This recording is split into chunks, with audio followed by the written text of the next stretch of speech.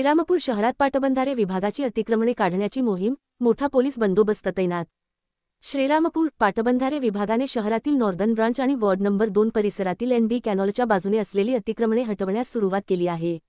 ही मोहीम कोणत्याही अनुचित प्रकाराला टाळण्यासाठी मोठ्या पोलीस बंदोबस्तात राबवण्यात आली।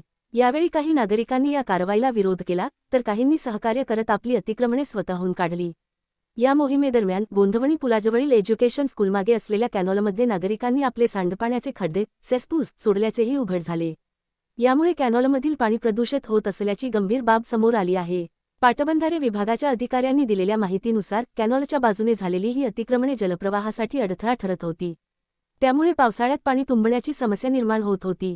आता सुरू असलेल्या या कारवाईमुळे कॅनॉलचा मूळ प्रवाह पूर्ववत होण्यास मदत होईल। प्रशासनाने नागरिकांना सहकार्य करण्याचे आवाहन केले आहे। यापुढेही अतिक्रमण न काढल्यास कठोर कारवाई केली जाईल, असा इशाराही देण्यात आला आहे। या मोहिमेमुळे कॅनॉल परिसर स्वच्छ आणि सुरक्षित ठेवण्याच्या दिशेने एक महत्त्वाचे पाऊल उचलले जात आहे। RKS न्यूजसाठी रफिक शेख, श्रीराम।